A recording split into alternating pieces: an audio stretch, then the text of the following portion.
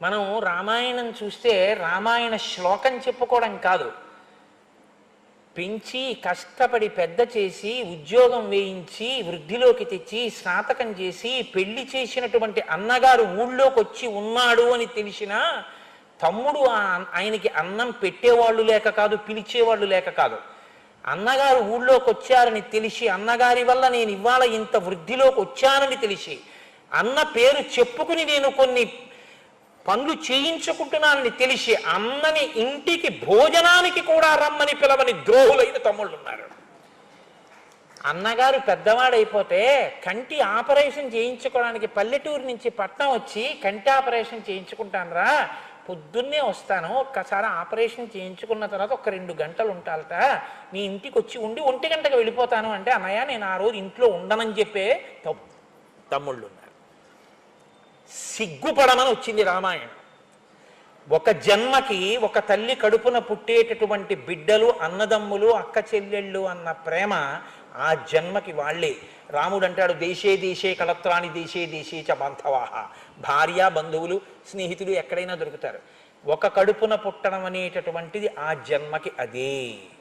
నాకు ఒక విచిత్రమైనటువంటి సందర్భం జ్ఞాపకానికి వస్తుంటుంది. ఒకసారి నేను ఉపన్యాసం చెప్తూ ఎందుకో కాకతాళీయంగా అన్నాను, 50 ఏళ్ళు వచ్చిన తర్వాత అన్నదమ్ములు ఒకళ్ళ ఇంటికి ఒకళ్ళు వెళ్ళడం అంటే ఓ 60 ఏళ్ళో 70 ఏళ్ళో వచ్చే వరకు వెళ్ళగలరు. ఏడాదికి మహా విడితే ఓ 10 రోజులు వెళ్తాడు. ఇంకో 50 ఏళ్ల తర్వాత 70 ఏళ్ల వరకు బతుకుతాడు అనుకుంటే ఇవాళ ఉన్న రోజుల్లో 20 ఏళ్లలో 20 × 10 = 200 రోజులు వెళ్తాడు.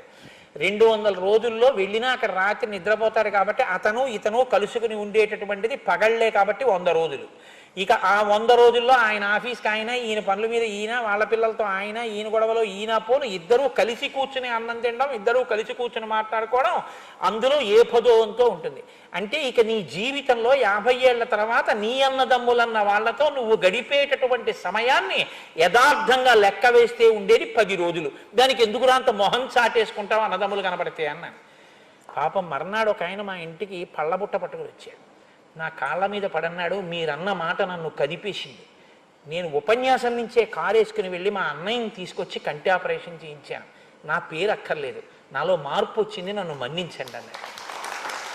అయ్యా, ఈ ప్రజ్ఞ నాది కాదు, శ్రీరామాయణంది, అందుకిచ్చారు వాల్మీకి మహర్షి. అన్నదమ్ములు ఇలా బతకాలని ఇచ్చారు, మీరు చేసిన పనికి నేను మీకు నమస్కారం చెయ్యాలన్నాను. రామాయణం మనకి నేర్పుతుంది ఎలా బతకాల. కాబట్టి నచతేన వినా నిద్రాం లభతే పురుషోత్తమ మృష్ణమన్నముపానీతం అశ్నాతి నచితం వినా. రామచంద్రమూర్తి లక్ష్మణమూర్తిని అంత ప్రేమించేవారు. తే యదా జ్ఞాన సంపన్నా సర్వే సముదితా గుణై హ్రీమంత కీర్తిమంతశ్చ సర్వజ్ఞా దీర్ఘదర్శన. సకల గుణ సంపన్నులై చక్కగా పాపపు పని ఏదైనా చెయ్యకూడని పని చెయ్యాలి అంటే ముందు సిగ్గు కలిగేదిట. ఆ సిగ్గు కలగడం అన్నది మంచి లక్షణాన్ని, చిచ్చి అటువంటి తప్పుడు పని చేయడమా అని లజ్జ కలగడం. చక్కటి కీర్తి కలిగినటువంటి వాళ్ళు, అన్నీ తెలుసున్న వాళ్ళు, దూరదృష్టి కలిగినటువంటి వాళ్ళు. తస్య చింతయమానస్యా మంత్రి మధ్యే మహాత్మనః అభ్యాగచ్చన్ మహాతేజ విశ్వామిత్రో మహాముని. ఇక్కడ మీరు రామాయణం ఒక మనస్తత్వ శాస్త్రం. రామాయణాన్ని మీరు ఏ కళ్ళజోడు పెట్టుకు చూస్తే అలా కనపడుతుంది. చిన్నప్పుడు మాకు రామకోటి పందిట్లో ఏదో ఎర్ర కాగితాలున్న కళ్ళజోళ్ళు అమ్మేవారు, ఓ రబ్బర్ తాడుతో. అది పెట్టుకుంటే లోకం అంతా మండిపోతున్నట్టు కనపడేది, అదో సంతోషం. ఆకుపచ్చ కాగితం పెట్టుకుంటే అదంతా ఆకుపచ్చగా కనపడేది, సస్యకేదారాలలాగా. అవన్నీ కళ్ళజోళ్ళు మార్చి మార్చి పెట్టుకుని అదంతా మా ఐశ్వర్యం అని పొంగిపోతుండేవాళ్ళం. అలా రామాయణాన్ని మీరు ఏ కళ్ళజోడు పెట్టుకు చూస్తే అది అలా కనబడుతుంది. అది మనస్తత్వ శాస్త్రం. లేక లేక లేక లేక లేక లేక పుట్టారండి రామలక్ష్మణ భరత శత్రుఘ్నులు. అందున ఇంతటి గుణములు కలిగినటువంటి పిల్లలు. మరి తండ్రికి వాళ్ళ మీద అపారమైనటువంటి ప్రేమ ఉండదా అంటే ఉండదండి. తండ్రికి ఇప్పుడు మనసులో ఉండేటటువంటి పెద్ద వ్యధ ఏమిటో తెలుసా? ఇంత మంచి పిల్లలే, వీళ్ళకి తగిన కోడళ్ళను తీసుకురావాలి. వీళ్ళు ఎంత మంచి వాళ్ళో ఈ మంచితనాన్ని కోడలు నిలబెట్టాలి. నిలబెట్టకపోతే ఈ పిల్లల మంచితనం రేపొద్దున పాడవుతుంది. అంతకన్నా నేను ఎందుకు చెప్పాలి మీ అందరూ ఉన్న సభలో? కాబట్టి మంచి కోడల్ని తీసుకొద్దాం అని తాపత్రయం ఉంటుందిగా. అందుకని సభ తీర్చేట. సభ తీర్చి అన్నాడు, తస్య చింతయమానస్యా మంత్రి మధ్యే మహాత్మనః. మంత్రులందరి మధ్యలో కూర్చుని మా రాముడికి తగిన పిల్లని వెతకండి, మా లక్ష్మణుడికి తగిన పిల్లని వెతకండి, మిగిలిన బిడ్డలిద్దరికీ తగిలినటువంటి పిల్లల్ని వెతకండి అని మంత్రులతో మాట్లాడుతున్నాడు. ఇంతలో వచ్చేట ఎవరు? అభ్యాగచ్చన్ మహాతేజ విశ్వామిత్రో మహాముని. మామూలుగా చెప్పలేదు మహర్షి, అభ్యాగచ్చన్ వచ్చారు. ఎవరు? మహాతేజ, ముందు పేరు చెప్పలేదు, అపారమైనటువంటి తేజో రాశి విశ్వామిత్రో మహాముని. మహాముని అయినటువంటి విశ్వామిత్రుడు వచ్చాడు. నేను మీతో మనవి చేశాను ఇంతకుముందే, నామకరణం రామచంద్రమూర్తికి వశిష్ఠ మహర్షి చేస్తే అన్ని వశిష్ఠుడికైనా నేను చెయ్యాలని చెప్పి గబగబా పరిగెత్తుకొచ్చి తను చెయ్యవలసింది చేసేసిన వాడు విశ్వామిత్రుడు. సీతారామ కళ్యాణం కోసం వచ్చాడు ఆయన. రాముడికి స్నాతకం చేయడానికి వచ్చాడు ఆయన. గురువుగారు చేస్తారు స్నాతకం. స్నాతకం అంటే ధర్మం అంతా నేర్పుతాడు. అందుకే ఇక్కడి నుంచి ఈ రామాయణాన్ని మీరు వేరు కోణంలో చూడండి. రాముడు మాట్లాడతాడు, విశ్వామిత్రుడు మాట్లాడతాడు. విశ్వామిత్రుడు రాముణ్ణి వెంట తిప్పుకొని మాట్లాడి చెప్పిన విషయాలు ఏవి ఉన్నాయో అవే భావి రాముణ్ణి తీర్చిదిద్దే, అదే రామ జీవితం మీద అంతా ప్రభావం చూపించాయి. అంత గొప్పగా మాట్లాడాడు, అంత గొప్పగా తీసుకెళ్ళి నేర్పాడని. విశ్వామిత్రుడు కలవక ముందు రాముడు ఒకటి, విశ్వామిత్రుడు కలిశాక రాముడు ఒకటి. ఆయన వచ్చారు అన్న విషయాన్ని అక్కడ ఉన్నటువంటి ద్వారపాలకులు చూశారు. ఆయన అన్నాడు వచ్చి, నేను గాధిసుతుణ్ణి, కుశికపుత్రుణ్ణి, కౌశికుడు అంటారు, నేను విశ్వామిత్రుణ్ణి, నేను అంతఃపురంలో రాజదర్శనం చెయ్యాలనుకుంటున్నాను, వెళ్ళి మీ ప్రభువుకి చెప్పన్నారు. వాళ్ళకి కూడా విశ్వామిత్రుడన్న పేరు వింటే కించిత్ ఉలికిపాటు. ఎందుకంటే ఆయన బ్రహ్మర్షిత్వాన్ని పొందకముందు అదే పనిగా శాపాలు విడిచిపెట్టాడు. వాళ్ళు పరిగెత్తుకుంటూ అంతఃపురంలోకి వెళ్ళారు. వెళ్ళి దశరథ మహారాజుకి చెప్పారు, అయ్యా విశ్వామిత్ర మహర్షి వచ్చారు, రాజద్వారం దగ్గర నిలబడి ఉన్నారు, లోపలికి వస్తానంటున్నారు. సరే రమ్మను అనవలసిన వ్యక్తి కాదు, అందరినీ అలా రమ్మనకూడదు, తాను పరిగెత్తాలి. సింహాసనం మీద ఉన్న ప్రభు అయినా సరే ఆయన తేజస్సు అటువంటిది, మహాతేజాహ. సంకల్పం చేస్తే ఇంకో లోకాన్ని సృష్టించాడు. దశరథుణ్ణి పడగొట్టడం పెద్ద లెక్క కాదు. కాబట్టి ఇప్పుడు పరిగెడుతున్నాడు, ప్రభు అంతటి వాడు కూడా. పరిగెత్తుకుంటూ వెళ్ళి చూశాడు. వాల్మీకి మహర్షి గొప్పతనం ఎక్కడ ఉంటుందంటే చూసిన వాడి కళ్ళల్లోంచి మీకు చూపిస్తారు. ఎవరు చూశారు అక్కడ విశ్వామిత్రుడిని? ఆ గుమ్మం ముందు నిలబడి ఉన్న విశ్వామిత్రుడిని చూసిన వారెవరు? దశరథ మహారాజు గారు చూస్తున్నారు. దశరథ మహారాజు గారి కళ్ళల్లోంచి మీకు విశ్వామిత్రుడిని చూపిస్తారు. మీరు పరకాయ ప్రవేశం చేసి నిల్చోవాలి. పరిగెత్తుకుంటూ వెళ్ళి చూసేటప్పటికి అక్కడ నిలబడి ఉన్నట్టు, ఎలా ఉన్నట్టు ఆయన చూస్తే, తం దృష్ట్వా జ్వలితం దీప్త్య తాపసం సంసితవ్రతం ప్రహృష్టవదనో రాజా తతోర్ఘ్యం ఉపహారయత్. ఆయన జ్వలిస్తున్నటువంటి శిఖ ఎలా, అగ్నిశిఖ ఎలా ఉంటుందో, ఒక హోమగుండంలో నీతితో తడిపినటువంటి ఆ సమిధని తీసుకెళ్లి వేసినప్పుడు ఒక జ్వాల, ఒక అగ్నిశిఖ పైకి లేస్తే ఎలా ఉంటుందో అలా ఉన్నట్ట తేజస్సుతో ఆయన్ని చూడగానే ప్రహృష్టవదనం, అబ్బా ఎంతటి మహానుభావుడు, ఇటువంటి మహాపురుషుడు రావడమే చాలు, ఈ భావన కలిగింది విశ్వామిత్రుడికి. అంతవరకు నిజంగా ధన్యుడు, చాలా గొప్పవాడు దశరథుడు. ఆ విషయం వరకు మనం తప్పు పట్టడానికి లేదు. కానీ ఏ సామాన్యమైన తండ్రి హృదయంలో ఉండే పితృప్రేమైనా ఎలా మాట్లాడిస్తుందో అలా మాట్లాడాడంతే. కాబట్టి ఇప్పుడు చాలా సంతోషపడిపోయి ఇదమర్ఘ్యం అని గబగబా అర్ఘ్యం ఇచ్చాడు, పాద్యం ఇచ్చాడు, పలకరించాడు. మీరు క్షేమంగా ఉన్నారా? మీరు రాజర్షి, ఎంత తపస్సు చేశారు, బ్రహ్మర్షి అయ్యారు, మహానుభావ, మీ అంతటి తేజోమూర్తి ఎక్కడున్నారు? ఇవాళ మీరు నా రాజ్యానికి రావడం నా జన్మ సఫలమైంది, రండి స్వాగతం చెప్తున్నాను, లోపలికి రండి అన్నాడు. ఆయన కూడా అక్కడ ఉన్నటువంటి వశిష్ఠాది మహర్షులందరినీ కూడా కుశలం అడిగాడు. దశరథుడిని కుశలం అడిగాడు, నువ్వు కుశలమా, రాజ్యం కుశలమా, సామంతులు కుశలమా, కోశాగారం చక్కగా సమృద్ధిగా ఉన్నదా, నీ ప్రజలందరూ సుఖ సంతోషాలతో ఉన్నారా, వర్షాలు పడుతున్నాయా, అన్ని విషయాలు అడిగాడు. లోకము యొక్క క్షేమము, దశరథుని యొక్క క్షేమము రెండూ అడిగాడు. అడిగి లోపలకు వచ్చాడు. ఉచితమైనటువంటి ఆసనం మీద కూర్చున్నాడు. కూర్చున్న తరువాత దశరథ మహారాజు గారు ఇక్కడే కొద్దిగా తొందరపాటు ప్రదర్శించారు. ఎందుచేత ఈ తొందరపాటు వచ్చింది అంటే, లోపల కించిత్ భయం ఉంది, పైకి చాలా భక్తి ఉంది. వచ్చినవాడు బ్రహ్మర్షి తెలుసు, కానీ ఇతపూర్వం అనేక పర్యాయములు శాపవాక్కు విడిచినవాడు. ప్రత్యేకించి అసలు విశ్వామిత్రుడి జీవితంలో కోపం అంతా వశిష్ఠుడి మీదే. తనకి వశిష్ఠుడు కులగురువు, యాగం చేయిస్తే బిడ్డలు పుట్టారు. ఇప్పుడు హఠాత్తుగా వచ్చాడు. ఏమంటాడో అని భయం. కాబట్టి లేదా ఆయన యందు ఉన్నటువంటి అపారమైన భక్తి, ఆ స్వరూపాన్ని చూడగానే ఆయన అడిగిన తరువాత మనం చేస్తామన్నామా, మనమే చేసేస్తామంటే గొడవ వదిలిపోతుందిగా. మీకేం కావాలి చేసేస్తాను అనే ముందు పెద్దల దగ్గరికి వెళ్ళి అలా అన్న తర్వాత వాళ్ళు అడిగింది మనం చెయ్యలేకపోతే వాళ్ళు ఏమంటారు అన్నది ఆలోచించుకుని ఉంటే మాట్లాడేటప్పుడు జాగ్రత్తగా మాట్లాడతారు.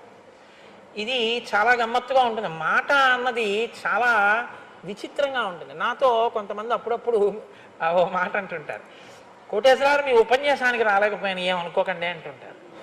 మా అమ్మాయి పెళ్ళా, అదేమన్నా నా ఉపన్యాసానికి రాకపోతే నేనెందుకు అనుకోను, నేనేమనుకోను, మీ పని మీది, మీరు వస్తే సంతోషించను, మీరు రాలేకపోతే విచారపడను.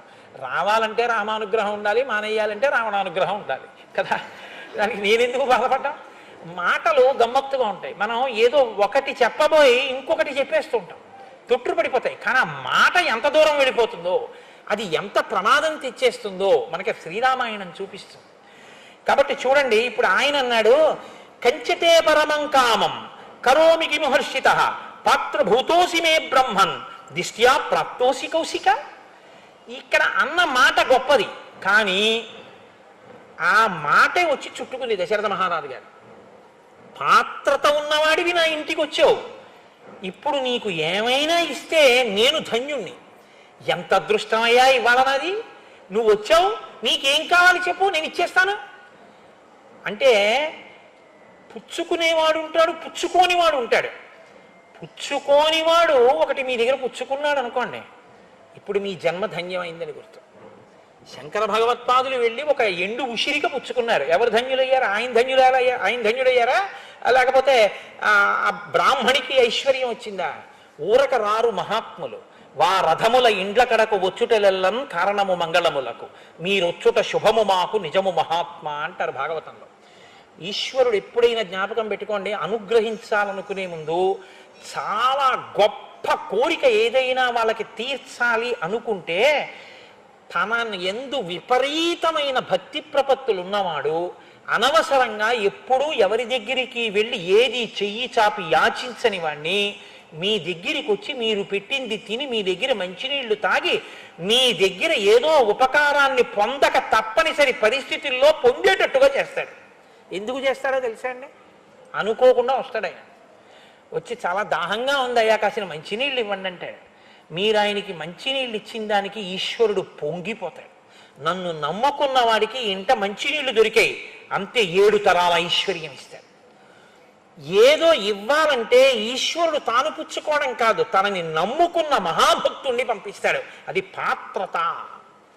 ఆ చేతిలో పడిందనుకోండి మీ ద్రవ్యం, మీ సంపత్తి ఏదో ఆయన ఉపయోగానికి పనికొచ్చింది. ఓ గ్లాసుడు మంచినీళ్లు మీ ఇంట్లో ఆయన తాగారు. ఓ రోజు వచ్చి ఆయన మీ ఇంటి అరుగు మీద కూర్చున్నారు. ఆయన మీ ఇంట్లో ఉండి అబ్బా చాలా సంతోషంగా ఉందండి అన్నారు. అంతే. ఇప్పుడు ఎవరు సంతోషిస్తారో తెలుసా అండి? మీరు యజ్ఞం చేస్తే సంతోషిస్తాడో లేదో తెలియదు, కానీ దీనికి మాత్రం ఈశ్వరుడు పరమ ప్రీతి చెందేస్తాడు. ఇది పాత్రత. ఇది అక్కడ పెట్టింది 1000 రూపాయలే, ఇక్కడ పెట్టింది 1000 రూపాయలే ఉండొచ్చు. అక్కడ పెట్టింది అంటే నా ఉద్దేశం ఎవరినో ఉద్దేశించి నేను ఈ మాట అంటలేదు. కానీ ఒక శంకర భగవత్పాదుల చేతిలోకి ఒక ఎండు ఉసిరికాయ పడ్డానికి ఇంకొకళ్ళకి 10,000 రూపాయలు ఇవ్వడానికి తేడా లేదండి. చాలా తేడా ఉంటుంది రెండింటికి. పాత్రత చెయ్యటువంటిది. అది ఎప్పుడు ఇలా సాపి ఎరగని చెయ్యి, అది పుచ్చుకోదలాగా, దానికి అలవాట్లేదు, అది ఇలా సాపది అరగదు. ఇది అటువంటి చెయ్యి పుచ్చుకోవలసి వచ్చింది. ఈశ్వరుడు ఆ పరిస్థితిని సృష్టించాడు. పుచ్చుకుంటే తప్ప నడవని స్థితి ఆయనకి, అందుకుని పుచ్చుకున్నాడు. గ్లాసుడు మంచినీళ్ళు పుచ్చుకున్నాడు, పుచ్చుకోకపోతే ఆయన ప్రాణం పోతుంది. తాగాడు మంచినీళ్లు, మీ ఇంట్లో తాగాడు. ఈశ్వరుడు మీకు 7 తరాలకి సరిపోయే ఐశ్వర్యం ఇచ్చేస్తాడు. మీరు ఆయననే తిరస్కరించారు. మంచినీళ్ళ మజ్జిగ వెళ్ళమనన్నారు. ఉత్తర క్షణంలో ఐశ్వర్యం భ్రష్టమైపోతుంది. జ్ఞాపకం పెట్టుకోండి. వ్యతిరిక్త ఫలితం కూడా అలాగే ఉంటుంది. మహాత్ముల మనసు సంతోషించినా అంతే, మహాత్ముల మనసు ఖేదపడినా అంతే. కాబట్టి ఇప్పుడు అంటున్నాడు, ఈ ఖేదపడుతుందేమో అన్న కోణాన్ని విస్మరించాడు. నీ వంటి పాత్రత కలిగిన వాడు నా ఇంటికి వచ్చాడు, నా భాగ్యం కదూ, ఏమి ఇమ్మంటావు చెప్పు, నేను ఇచ్చేస్తానంటున్నాడు. పాత్రభూతోసి మే బ్రహ్మన్ దిష్ట్వా ప్రాప్తోసి కౌశిక ఆద్యమే సఫలం జన్మం జీవితం చ సుజీవితం. చాలా పెద్ద మాట అండి రామాయణంలో. అద్యమే సఫలం జన్మం, నా జన్మ సఫలమైపోయింది. ఈ శరీరంతో ఉన్నందుకు ఇవాళ నేను ఒక భాగ్యాన్ని పొందాను. నిన్ను చూశాను, నువ్వు మా ఇంటికి వచ్చావు, ఇప్పుడు నువ్వు ఏదో అడుగుతావు, నేను ఇచ్చేస్తాను. చాలు, ఈ శరీరంతో ఉన్నందుకు ఈ చేత్తో నేను ఇస్తున్నాను అని ఇవ్వగలుగుతున్నాను. ఇంకింతకన్నా నాకేం కావాలి?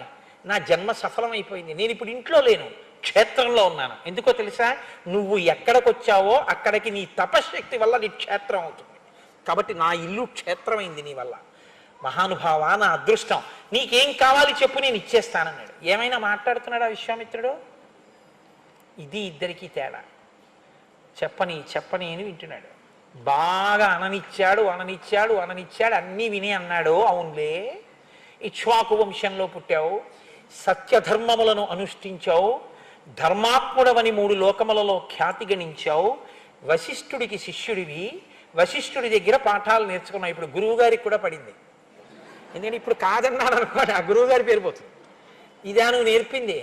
ఇస్తాను అని అడగకుండా ఇస్తానని అడిగిన తర్వాత నేను ఇవ్వనంటే చెప్పిన గురువుగారు ఏమైపోతారు? ఇవ్వను అని దశరథుడు అంటే గురువుగారు జోక్యం చేసుకోవాలి వశిష్ఠుడు. ఇది విశ్వామిత్రుడు మాట్లాడితే అలా ఉంటుంది. ఎంత గొప్పగా నేను అదే మీతో మనవి చేసింది. వాక్ అంటే ఎలా ఉంటుందో రామాయణం చెప్తుంది. అందుకే జిహ్వాగ్రే వర్తతే లక్ష్మి, జిహ్వాగ్రే మిత్రబాంధవాహ, జిహ్వాగ్రే బంధనం ప్రాప్తి, జిహ్వాగ్రే మరణం ధ్రువం. అనకూడని మాట ఒక్కటి గబాల నోటి వెంట అనేసి కారాగారాలకు పోతుంటారు. అనకూడని మాట ఒక్కటనేసి మరణం తెచ్చేసుకుంటారు.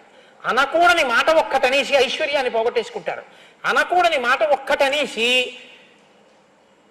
ఎంత ఉపద్రవమో తెచ్చుకుంటారు. అనవలసిన మాట ఒక్కటని మిత్రులందరినీ సంపాదించుకుంటారు. నాలుక అంత గొప్పదండి. అందుకు కదా శ్రీరామ నీనామం ఎంత రుచిరా, ఎంత రుచి ఎంత రుచి ఎంత రుచిరా, పాలు పంచదారుల కన్నా పెరుగు తేనెల కన్నా శ్రీరామ నీనామం ఎంత రుచిరా అంటాం. ఏమిటండి ఆ మాటకు అర్థం? ఏమైనా అర్థం ఉందా? పాలు నాలుగు మీద వేసుకుంటే రుచి తెలుస్తుంది, పెరుగు తెలుస్తుంది, తేనె తెలుస్తుంది, పంచదార తెలుస్తుంది. రామనామం కాగితం మీద రాసిన నాలుగు మీద ఏంటి? ఇటు రుచి ఏమిటి దానికి? కాదు, రుచి అంటే ఏమిటో తెలుసా అండి? నాలుకతో చూసేటటువంటి అనుభవ జ్ఞానం కాదు. రామా, ఈ నాలుకతో తిన్న పాలు, నాలుకతో తిన్న పెరుగు, నాలుకతో తిన్న పళ్ళు ఈ శరీరంలో సప్తధాతువులయ్యాయి. చర్మము, రక్తము, కొవ్వు, మాంసము, అస్థి, శుక్ల, మేధ. ఈ నాలుకతో అన్న రామ ఇంకా మళ్ళీ శరీరంలోకి రాకుండా చేసింది. ఇది దీని శక్తి. కాబట్టి రామ, శ్రీరామ నీనామం ఎంత రుచిరా, దీని శక్తి తెలుసుకున్నాను రా రామా అని చెప్పడం దాని భావం తప్ప. అంతేగాని అరటిపళ్ళులా తీయగా ఉంటుందా అండి, పాలల్లా కమ్మగా ఉంటుందా అండి, ఇది ఇలా ఎందుకు రాశారండి అని అడగకూడదు. అది అనుభవంలోకి తెచ్చుకోవాలి. రసేంద్రియము అంటే నీకు పదార్థముల రుచి చెప్పడం కాదు, రసోవై సహా ఈశ్వరనామం పలకడంలో ఉన్న ఆనందాన్ని కూడా చెప్పాలి. అమ్మయ్యా, ఇవాళ ఎంత సంతోషంగా చెప్పుకున్నానండి శ్రీరామాష్టోత్తరం అని చెప్పుకున్నది అష్టోత్తరం. అంతేగాని విశ్వం విష్ణుహో అదొకటే వినపడుతుంది విష్ణు సహస్రంలో. ఆ తర్వాత ఇంకా వనమాలి గదీశాంగి వినపడుతుంది. ఎవడి కోసం ఆ చదువు? ఎందుకది? ఎవడు అడిగాడు నేను చదవమని? మానేయి. శ్రీరామ రామ రామేతి రమే రామే మనోరమే అను. నీకు టైం లేకపోతే అందుకని ఎందుకు వచ్చిన దిక్కుమాల పరిగెత్తడాలు? కాబట్టి అది నాలుకకు రుచి. నాలుక అన్ని ఇబ్బందులు తెస్తుంది, అంత ఉద్ధరిస్తుంది. కాబట్టి విశ్వామిత్రుడు అన్నాడు, వశిష్ఠ మహర్షి లాంటి గురువు చేత సంస్కరింపబడిన బుద్ధి కలిగిన నీవు ఇంత గొప్పగా మాట్లాడడం ఆశ్చర్యమే ఉంది అన్నాడు. ఇప్పుడు ఎవరు ఉలిక్కి పడాలి? వశిష్ఠుడు. ఎందుకో తెలుసా అండి? ఇప్పుడు ఆయన కానీ అడిగాక ఈయన అయ్య బాబోయ్ ఇలా వేళ్ళు విరిచారనుకోండి, ఆయన ఈయన వంక చూస్తాడు, వశిష్ఠుడి వంక. ఇదే నేర్పావు? అప్పుడు ఆయన ఏమనాలి? నోరు మొయ్యి, నీకేం తెలుసు, ఆయన అడిగింది అనాలి. అనాలా వద్దా? వశిష్ఠుడు అలా జోక్యం చేసుకునేటట్టు విశ్వామిత్రుడు చేయగలిగాడు. ఇది ఆయన ప్రజ్ఞ. పాపం అమాయకుడు ఎవరు? పుత్రవ్యామోహంతో తొందరపడిపోయి మాట్లాడేస్తున్నాను మహా అడిగితే ఏం అడుగుతాడు? ఏదో గుడి కడుతున్నానంటాడు, గోపురం కడుతున్నానంటాడు, అంతే కదా అనుకున్నాడు దశరథ మహారాజు. ఆయన అన్నాడు, ఏమీ లేదయా, నీ దగ్గరికి రావడానికి ఒక చిన్న కారణం ఉంది, దానికోసం వచ్చాను. అహం నియమమాతిష్టే సిద్ధ్యర్థం పురుషర్షభ తస్య విఘ్న కరౌ ద్వౌతు రాక్షసౌ కామరూపిణవు. నేను సిద్ధి కొరకు ఒక యాగం చేస్తున్నాను. ఆ సిద్ధి కొరకు యాగం చేస్తున్నప్పుడు 2 రాక్షసులు కామరూపంలో వస్తున్నారు. వాళ్ళు రూపం మార్చుకుని వస్తున్నారు, విఘ్నం కల్పిస్తున్నారు. దానివల్ల యజ్ఞం పూర్తవట్లేదు. ఎన్ని మాటలు యజ్ఞం చేసినా విఘ్నం వస్తుంది. అందుకని నేను మళ్ళీ లేచిపోవలసి వస్తోంది. అయితే అలా ఎందుకు లేచిపోతున్నావు? నువ్వు బ్రహ్మర్షివి కదా, నువ్వు ఒక్క సంకల్పం చేసి శాపం విడిచిపెడితే వాళ్ళు చచ్చిపోతారుగా, నువ్వు పూర్తి చేసుకోగలవుగా యాగం అంటే. ఏమైనా నేను కోప్పడతాను, శాపాలు పెడతాను అనుకుంటున్నావేమో, ఇప్పుడు అది మానేశాను, నేను బ్రహ్మర్షిని, నాకు అంతటా ఈశ్వరుడు కనపడుతున్నాడు. అందుకని ఆయన అన్నాడు, నచమే క్రోధముత్సృష్టం బుద్ధిర్భవతి పార్థివ తథా భూతాహి సాచర్య నశాపస్తత్ర ముచ్యతే. నేను కోపంతో శాపం విడిచిపెట్టకూడదు ఆ యజ్ఞంలో, అందుకని నేను శపించట్లేదు. అందుకని వాళ్ళు ఏం చేస్తున్నారంటే యజ్ఞభంగం చేసేస్తున్నారు. అందుకని ఇప్పుడు ఆ వచ్చినటువంటి వాళ్ళు యజ్ఞభంగం చేసే సమయంలో ఆ ఇద్దరిని చంపడానికి మీ అబ్బాయిని నాతో పంపించండి. స్వపుత్రం రాజశార్దూల రామం సత్యపరాక్రమం. నీ కొడుకున్నాడే రాముడు సత్యపరాక్రముడు, చాలా తేజోవంతుడు. కాకపక్షధరం శూరం జ్యేష్టం మే దాతుమర్హసి. అదిగో ఆ జులపాల జుత్తుతో ఉన్న రాముడు ఉన్నాడే, గొప్ప అందగాడు, వాడిని నాతో పంపించు, వాడిని తీసుకెళ్తాను, వాడు చంపుతాడు ఆ ఇద్దరు రాక్షసుని అని. రామస్య రాజ్యశార్దూల నపర్యాప్తౌ మహాత్మన నచ పుత్రకృత స్నేహం కర్తుం అర్హసి పార్థివ. ఇప్పుడు దశరథుడు ఏం ఆలోచిస్తాడో కూడా పరకాయ ప్రవేశం చేసి విశ్వామిత్రుడు చెప్పేస్తున్నాడు. అమ్మో మా అబ్బాయిని పంపించడమా అండి అనకు. అనద్దంటున్నానో తెలుసా? నీకేం తెలుసో తెలుసా? నీ కొడుకన్న విషయం ఒకటే తెలుసు తప్ప ఆయనెవరో నాకు తెలుసు. నేను పంపించమంటున్నాను, నువ్వు పంపించేసేయి. నువ్వేమడిగితే అది ఇస్తానన్నావు, నేను అడిగాను, ఇచ్చేసేయి తప్ప పుత్రుడి మీద స్నేహంతో ఆయన మీద ప్రీతితో అయ్యి బాబోయ్ ఇస్తే ఏమైపోతుందో అని ఇవ్వడం మాత్రం మానకం. అహంతే ప్రతిజానామి హతౌ తౌ విద్ధి రాక్షసౌ. నీకు నేను ప్రతిజ్ఞ చేసి చెప్తున్నాను, రాముణ్ణి నాతో పంపు, రాక్షసులు మరణించినట్టు అని చెప్పాడు. అంటే ఏమిటి? రాముడు క్షేమంగా ఉంటాడనే కదా. నువ్వు దేనికి భయపడాలి? రాముడికి ఏమైనా అవుతుందేమో అని. రాక్షసులు మరణిస్తారు, నేను ప్రతిజ్ఞ చేస్తున్నానన్నాడు బ్రహ్మర్షి. విశ్వాసం అంటే, శ్రద్ధ అంటే, భక్తి అంటే ఏమిటండి? ఎదురుగుండా వచ్చి అర్ఘ్యం ఇవ్వడం, పాద్యం ఇవ్వడం కాదు, ఆయన చెప్పిన దాని మీద నమ్మకం ఉంచడం కదా. ఇప్పుడు చెప్పాడుగా, ప్రతిజ్ఞ చేసి చెప్తున్నానన్నాడుగా. పైగా ఇంకొక మాట చెప్పాడు, నువ్వు ఇంకా అనుమానపడుతున్నావేమో రాముణ్ణి పంపడానికి. అహం వేద్మి మహాత్మానం రామం సత్యపరాక్రమం వశిష్ఠోపి మహాతేజ ఏచేవే తపసి స్థితాః. రాముడెవరో నీకు తెలియదు. తెలియక నువ్వేమనుకుంటున్నావంటే పిల్లాడు నా కొడుకు, వాడేమిటి రాక్షసుల్ని చంపడం ఏమిటి, పంపడం ఏమిటి, బాబోయ్ అటు దిటైతే అని అమంగళాన్ని ఆలోచిస్తుంది. ఇది ఎందుకు ఆలోచిస్తుందని విశ్వామిత్రుడు చెప్పగలిగాడో తెలుసా అండి? నేను అందుకే మీతో మనవి చేశా, రామాయణం మనస్తత్వ శాస్త్రము అని. మీకు ప్రీతి ఎక్కువ అయిపోతే అమంగళాన్ని అది భయపడుతుంది. బాగా గుర్తుపెట్టుకోండి. నా కొడుకు మీద నాకు విపరీతమైన ప్రీతి అనుకోండి, 8ంటికి రావలసిన వాడు 8:45 అయిపోయినా రాలేదనుకోండి, వీడిని సైకిల్ స్పీడ్గా తొక్కద్రా, బ్రేకులు సరిచేయించుకోరా అంటే ఆ బ్రేకులు సరిచేయించుకోడు, స్పీడ్గా తొక్కుకొచ్చేస్తాడు. ఈ మధ్యన ఎక్కడేమో పెద్ద గొయ్యి తవ్వారు, అది కప్పట్లేదు, వీడు అటువైపు నుంచే వస్తాడు, ఏమైందో ఏమో అంటాడు. ఆ గోతులో పడిపోయాడో, కింద పడిపోయాడో, కాళ్ళు విరిగిపోయాయో, చేతులు విరిగిపోయాయో, హాస్పిటల్కి తీసుకెళ్లారో అనలేడు. మనసు అంగీకరించక ఏమైందో ఏమో అంటాడు. అంతేగాని మాస్టర్ బహుశా 9 వరకు కూడా లెక్కలు నేర్పుతున్నాడు, ఉత్సాహంగా నా కొడుకు వింటుంటాడు అంటాడేంటి? అతి ప్రీతి అమంగళాన్ని ఊహించి భయపడుతుంది. కాబట్టి ఇది కనిపెట్టాడు. లేక పుట్టిన పిల్లలు కదండి, బెంగ పెట్టుకుని పంపిస్తే ఏమైనా అయిపోతాడు అనుకుంటున్నావేమో, అలా బెంగ పెట్టుకోకు. అహం వేద్మి మహాత్మానం రామం సత్యపరాక్రమం. రాముడు సత్యపరాక్రముడయ్యా, రాముడెవరో నాకు తెలుసు. నువ్వు అలా అంటున్నావు కానీ నువ్వు అనుకున్నది నిజమని ఎలా అనుకుంటాను అంటావేమో. వశిష్ఠోపి మహాతేజాయే చేమే తపసి స్థితాః.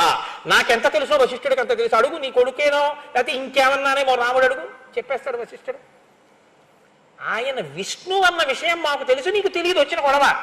కాబట్టి వశిష్ఠుడికి తెలుసు. పోనీ నేను చెప్తే నమ్మ, వశిష్ఠుడు చెప్తాడు నమ్ముతావా? ఇక్కడున్న తాపసులు చెప్తారు నమ్ముతావా? మేమందరం చెప్తున్నాం, నీ కొడుకు కేవలం నీకు నీ కొడుకులా కనపడుతున్నాడు. నీ కొడుకు కాకుండా ఆయన ఇంకోటి, ఆయన సత్యపరాక్రమం, ఆయన పరాక్రమానికి అడ్డు లేదు. పంపవయ్యా. ఎదితే ధర్మలాభంచ యశశ్చ పరమం భువి స్థితం ఇచ్చసి రాజేంద్ర రామం మే దాతుమర్హసి. నువ్వు రాముణ్ణి నాతో పంపావా, భూమి మీద ధర్మం నిలబడుతుంది, ఆయనకి అపారమైనటువంటి కీర్తి కలుగుతుంది. రాముడు ఎన్నిటిని పొందుతాడో నాతో వచ్చిన తర్వాత నువ్వు చూద్దువు గనివి, పంపించు. ఇది యనుజ్ఞాహ కాకుత్స దదతే తవ మంత్రిణ వశిష్ఠ ప్రముఖా సర్వే తతో రామం విసర్జయ. నీ చెప్పానని పంపించద్దు, వశిష్ఠుడిని అడుగు నాతో పంపించచ్చో పంపించకూడదు. విశ్వామిత్రుడితో పంపించడానికి అడ్డేమిటండి అని నీకు అనిపిస్తే అప్పుడు పంపించు. నీ మంత్రుల్ని కూడా అడుగు, వాళ్ళు కూడా పంపమంటేనే పంపించు. పోనీ నా ఎదురుగుండా మాట్లాడడానికి భయమా? పక్కకి తీసుకెళ్ళి అడుగు కులగురువుని, పంపించమంటే పంపించు, లేకపోతే వద్దు. ఇన్ని చెప్తున్నాడు. ఎవరు అడగకుండా ఇచ్చేస్తానన్నాడో వాడు ఇచ్చే స్థితిలో లేదు తీరా అడిగాక అని విశ్వామిత్రుడు కనిపెట్టాడు. ఇన్ని చెప్తున్నాడు పంపించమని, ఇప్పుడు నిలబడగలడా మాట మీద? సరే రామా వెళ్ళిపో అని అనలేడు. ఎందుకు అనలేడో చెప్తాడు తప్ప నేను పంపుతానని మాత్రం అనలేడు. ఇది పుత్ర వ్యామోహం అంటే, ఇది పుత్రేష. దశరథుడు మాత్రం ఎలా అతీతుడండి, లేక బిడ్డల్ని కన్నవాడు, అందున ధర్మాత్ముడు సుగుణాభిరాముడు, ఏమని పంపిస్తాడు పిల్లాన్ని? ఆయన బాధ ఆయింది. దశరథుడిని చూస్తే జాలే వేస్తుంది పాపం ఒక్కొక్కసారి. కాబట్టి ఈ మాటలు చెప్తే దశరథుడు అన్నాడు, ఊనషోడశ వర్షో మే రామో రాజీవలోచన నయుద్ధయోగ్యతాం మస్య పశ్యామి సహరాక్షసై. రామచంద్రమూర్తికి ఇంకా 16 ఏళ్ళు కూడా రాలేదు. పిల్లవాడు రామో రాజీవలోచన, పద్మముల యొక్క రేకుల వంటి కనురెప్పలున్నవాడు. రాత్రి అయితే పిల్లాడు ఇట్టే నిద్రైపోతాడు. రాక్షసులు రాత్రి యుద్ధం చేస్తారు. ఇంత చిన్న పిల్లాడు రాక్షసులతో యుద్ధం ఎక్కడ చేస్తాడండి? పైగా ఆయనకేమి ఇంకా అస్త్రాలు శస్త్రాలు అవి ఏమీ రావు. వాళ్ళు టక్కులు టమారాలు గారడీలు మాయా విద్యలు రాత్రుల యుద్ధాలు అన్నీ వచ్చిన వాళ్ళు కామరూపులు. వాళ్లతో పిల్లాడా యుద్ధం చేస్తాడు? చెయ్యలేడు. నా మాట వినండి. బాలో అకృత విద్యశ్చ నచవేత్తి బలాబలం నచాస్త్ర బల సంయుక్తో నచయుద్ధ విశారద నచాసౌ రక్షసాం యోగ్య కూటయుద్ధాహితే ధ్రువం విప్రయుక్తో హి రామేణ ముహూర్తమపి నోత్సహే జీవితుం మునిషార్దూలా నరామం నేతుమర్హసి. షష్టిర్వర్ష సహస్రాణి మమ జాతస్య కౌశిక దుఃఖే నోత్పాదితశ్చాయం నరామం నేతుమర్హసి. ఎందుకు కొడుకుని పంపించచ్చో విశ్వామిత్రుడు చెప్తున్నాడు, ఎందుకు పంపలేడో దశరథుడు చెప్తున్నాడు. ఇప్పుడు ఏదైనా ఇచ్చేస్తానన్నవాడు. ఆయన అంటున్నాడు, మీరు దయతలచండి, పిల్లాడు ఏం తెలీదు, యుద్ధానికి వస్తే ఏమైనా అయిపోతాడు. రాక్షసులతో యుద్ధం వాడి వల్ల కాదు. బొత్తిగా 16 ఏళ్ళు కూడా లేవు. ఇంకొకటి చెప్పనా, నాకు 60,000 సంవత్సరాల వయస్సు. అక్కడ చెప్పుకుంటున్నాడు షష్టిర్వర్ష సహస్రాణి, 60,000 సంవత్సరాల వయస్సు వచ్చాక ఇక పిల్లలు పుట్టరు అనుకుంటున్నప్పుడు పుట్టాడు సుగుణాభిరాముడు. అటువంటి కొడుకుని విడిచిపెట్టి ముహూర్త కాలం కూడా నేను బతకలేను, వాడిని చూడకుండా ఉండలేను, అందుకని నా దగ్గర నుంచి వాడిని తీసుకెళ్ళిపోకండి అన్నాడు. అంటే మీకు ఏ అనుమానం వచ్చి ఉంటుందో, కొంతమందికి నాకు తెలిసి 60,000 సంవత్సరాలు బ్రతకడం ఏమిటండి అని అనుకోవచ్చు. యుగాల్లో ఒక్కొక్క యుగంలో ఆయు ప్రమాణం ఒక్కొక్కలా ఉంటుంది. త్రేతాయుగంలో ఆయు ప్రమాణం 1000 సంవత్సరాల మీది. అందుకని 60,000 సంవత్సరాలు దశరథుడు ఉన్నాడు. తస్య తద్వచనం శ్రుత్వా విశ్వామిత్రోభ్యభాషత పౌలస్య వంశ ప్రభో రావణో నామ రక్షత. అడిగాడు. పైగా ఎవరితో యుద్ధం చెయ్యాలి? చిన్న పిల్లాడు, వాణ్ణి పంపమని అడుగుతున్నావు, ఎవరితో యుద్ధం చెయ్యాలో అసలు నాకు చెప్పు అన్నాడు. పౌలస్య వంశ ప్రభవో రావణో నామ రక్షత స బ్రాహ్మణా దత్తవర త్రైలోక్యం బాధతే భృశం మహాబలో మహావీర్యో రాక్షసై బహుభిర్వృత శ్రూయతే హి మహావీర్యో రావణో రాక్షసాధిప సాక్షాత్ వైశ్రవణ భ్రాత పుత్రో విశ్రవసో మునే యదా స్వయం న యజ్ఞస్య విఘ్నకర్త మహాబల తేన సంచోదితౌ ద్వౌతు రాక్షసౌ సుమహాబలౌ మారీచత్య సుబాహుశ్చ యజ్ఞ విఘ్నం కరిష్యతః. రావణాసురుడు అనేటటువంటి 10 తలలు కలిగినటువంటి ఒక రాక్షసుడు చతుర్ముఖ బ్రహ్మగారి గురించి తపస్సు చేసి యక్ష కిన్నెర గంధర్వ కింపురుషాది అనేక జాతుల చేత మరణం పొందకుండా వరాన్ని పొంది ఆ వరముల చేత విశేషమైనటువంటి పరాక్రమం వీర్యం ఉద్ధతి కలిగినటువంటి వాడై లోకాల్ని బాధిస్తూ మహర్షులు యజ్ఞములు చేసుకోకుండా ఇబ్బంది పెడుతున్నాడు. అటువంటి వాడు ఇవాళ తానే స్వయంగా వచ్చి నా యజ్ఞాన్ని విధ్వంసం చెయ్యకపోయినా మారీచుడు సుబాహుడు అనేటటువంటి 2 రాక్షసుల్ని తన పనుపున పంపి నా యజ్ఞాన్ని భంగం చేస్తున్నాడు. వాళ్ళని చంపడం కోసం రాముణ్ణి తీసుకెడుతున్నానన్నాడు. ఉన్నవాడు ఉన్నట్టు ఇంకా కింద పడిపోయాడు దశరథుడు. అసలు నేను వస్తానన్నాను, ఇప్పటిదాకా నా సైన్యంతో వస్తానన్నాను, నేను యుద్ధం చేస్తానన్నాను, నేను కూడా రానన్నాడు. నా వల్ల కాదు. రావణాసురుడి పనుపున వచ్చినటువంటి రాక్షసులతో యుద్ధమా? నా వల్ల అవుతుందా? ఈ సైన్యం నిలబడుతుందా? నేను నా సైన్యమే నిలబడవు, ఇక రాముడు నిలబడతాడా, ఇక మీరు అడగవద్దు, నేను ఇవ్వను, నేను పంపనన్నాడు. చెప్పానుగా విశ్వామిత్రుడు మాట అంటే ఎలా ఉంటుందో. ఇప్పుడు వశిష్ఠుడు అన్నాడు, ఆయనకి కోపం వస్తే విశ్వామిత్రుడు అంటే సామాన్యుడేం కాదు, మహానుభావుడు ఆయన, గాయత్రీ మంత్ర ద్రష్ట. భూమి అంతా కదిలిపోయిందిట, 33 కోట్ల మంది దేవతలు భయపడ్డారు ఆయన ఏ వాక్కు విడిచిపెడతాడోనని. అప్పుడు వశిష్ఠుడు అన్నాడు, ఇక్ష్వాకూణాం కులే జాత సాక్షాత్ ధర్మయువాపర ధృతిమాన్ సువ్రత శ్రీమాన్ నధర్మం హతుమర్హసి. ఏమనుకుంటున్నావయ్యా దశరథ మహారాజా, విశ్వామిత్రుడంటే ఈయన సామాన్యమైనటువంటి వాడు కాడు, సాక్షాత్ ధర్మయువాపర. ఆయన రాశీభూతమైనటువంటి ధర్మస్వరూపమైనటువంటి వాడు, చాలా గొప్ప వ్రతములను అనుష్ఠించినటువంటి వాడు. ఈయన త్రిషు లోకేషు విఖ్యాతో ధర్మాత్మా ఇతి రాఘవ స్వధర్మం ప్రతిపద్వస్య నాధర్మం ఓఢుమర్హసి. నువ్వు ఇంతకాలం ఇక్ష్వాకు కులంలో చాలా ధర్మాన్ని అనుష్ఠించిన వాడివి అని పేరు పొందిన వాడివి. ఇప్పుడు ఇచ్చిన మాట ఇవ్వను అని చెప్పి మాట తప్పి నీ ధర్మం పాడు చేసుకోకు. పైగా నువ్వు కానీ అటువంటి పని చేశావో ఇష్టాపూర్తవదో భూయాత్ తస్మాద్రామం విసర్జయ, నీ ఇష్టాపూర్తములు నశించిపోతాయని చెప్పాడు. ఇష్టాపూర్తములంటే, పూర్తములంటే ప్రజలకి పనికొచ్చేవి. బావులు తవ్వడం, తోటలు వేయడం, ఏదో అన్నదానానికి పెద్ద పెద్ద మంటపాలు కట్టించడం, తోటలు వేయడం, అదేంటి శరణార్థులైనటువంటి వారికి బాటసారులకి విశ్రాంతి తీసుకోవడానికి మంటపాలు కల్పించడం, వీటిని పూర్తములు అంటారు. ఇష్టములు అంటే యజ్ఞయాగాది క్రతువులు చేయడం. విశ్వామిత్రుడి వంటి మహర్షికి మాట ఇచ్చి తప్పితే నువ్వు చేసిన పుణ్యం అంతా నశించిపోతుంది. ఏమనుకుంటున్నావు? పుణ్యం నశించిపోయిన తర్వాత ఇబ్బంది పడిపోతావు. కాబట్టి విడిచిపెట్టేసేయి, రాముణ్ణి పంపించు. ఏమనుకుంటున్నావో ఆయనంటే, కృతాస్త్రం అకృతాస్త్రం వా నైనం శక్షంతి రాక్షసాః గుప్తం కుశికపుత్రేణ జ్వలనేనామృతం యథా. విశ్వామిత్రుడితో నువ్వు రాముణ్ణి పంపించావా, రాముడికి అస్త్రశస్త్రములు తెలిసి ఉండని తెలియకపోని పర్వాలేదు, అమృత భాండాన్ని అగ్నిహోత్రం కాపాడితే ఎలా ఉంటుందో అలా రాముడికి ఏ ఆపద రాదు. ఏష విగ్రహవాన్ ధర్మ, ఏష వీర్యవతాం వరః, ఏష బుద్ధ్యాధికో లోకే తపసశ్చ పరాయణం. విశ్వామిత్రుడంటే సామాన్యుడు అనుకుంటున్నావు, రాశీభూతమైనటువంటి తపస్సు, రాశీభూతమైన ధర్మం, రాశీభూతమైన పరాక్రమం. లోకంలో ఇంకా ఆయన కన్నా బుద్ధిమంతుడు లేడు, అంతటి మహానుభావుడు. ఆయనకి వృషాశ్వుడు అనబడేటటువంటి ఒక రాజు దక్ష ప్రజాపతి కుమార్తెలతో కలిసి తనకి జన్మించినటువంటి అనేక అస్త్రశస్త్రములను ఈయన రాజుగా ఉండగా ధారపోసేశాడు. ఈయనకి తెలుసున్నన్ని అస్త్రశస్త్రములు లోకంలో ఎవ్వరికీ తెలియవు. ఆయన అసలు ఇక్కడికి ఎందుకు వచ్చాడో తెలుసా? ఆయన యజ్ఞాన్ని ఆయన రక్షించుకోలేక కాదు. ఈ మిష పెట్టి నీ కొడుకుని తీసుకెళ్లి తన దగ్గర ఉన్నటువంటి ధనుర్వేదాన్నంతటిని రాముడికిచ్చి లోకంలో రాముడితో సమానమైన వీరుడు లేడు అన్న రీతిలో తయారు చేయడానికి వచ్చాడు మహానుభావుడు. ఇంటికొచ్చిన శిరిని వదులుకుంటావు, పంపవయ్యా విశ్వామిత్రుడితో. తేషాం నిగ్రహణే శక్తః స్వయంచ కుశకాత్మజః తవ పుత్ర హితార్థాయ త్వాం ఉపేత్యాభియాచతే. అడిగినట్టు అడిగిన వాడిని రామచంద్రమూర్తిని ఆయనతో పంపించు అన్నాడు. ఇప్పుడు వశిష్ఠుడి యొక్క మాట వినగానే అమ్మో ఇంత ఉపకారం చేయడానికి వచ్చాడా అనుకున్నాడు. కొడుకుని పిలవండి అనలేదుట. ఇప్పుడు గబగబా లేచాడు. తథా వశిష్ఠే బ్రువతి రాజా దశరథస్తుతం ప్రహృష్టవదనో రామం అజుహావస లక్ష్మణం. లక్ష్మణ సహితుడైన రాముణ్ణి తీసుకురావడానికి దశరథ మహారాజు గారు స్వయంగా తానే అంతఃపురంలోకి వెళ్ళాడు. కౌసల్యతో చెప్పాడు. ఇద్దరూ కలిసి ఆశీర్వచనం చేశారు. ఆ కొడుకుని తీసుకొచ్చాడు. సపుత్రం మూర్ధ్యుపాఘ్రాయ రాజా దశరథ ప్రియం దదౌ కుశికపుత్రాయ సుప్రీతేన అంతరాత్మన. ఇప్పుడు ఇచ్చేటప్పుడు మనసులో ఏమీ వ్యగ్రత లేదు, చాలా సంతోషంగా.